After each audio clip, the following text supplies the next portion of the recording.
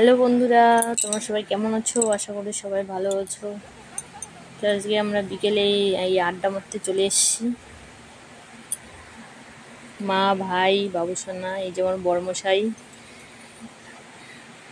আড্ডা মেরে এসে তারপরে সন্ধ্যার সময় টিফিন, ভাই বাজার থেকে মোমো আর পকোড়া নিয়ে এসছে, সেটা দিয়ে চা খেলাম।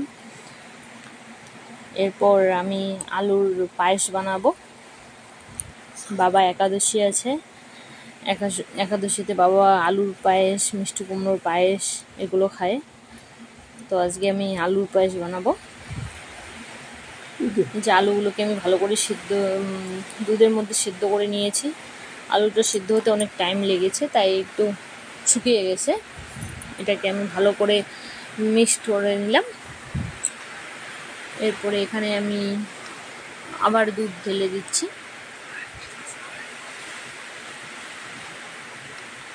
আলুর পায়েস খেতে খুবই ভালো লাগে।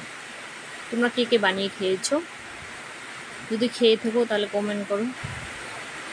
এখানে আমি কিশমিশ দিয়ে নিলাম। তারপর এখানে আমি চিনি অ্যাড করে দিব। তোমাদের বাড়িতে যদি কেউ নিরামিষ মানে একাদশী পালে তাহলে এইভাবে আলুর পায়েস বানিয়ে খেতে পারেন, খুবই টেস্টি লাগে।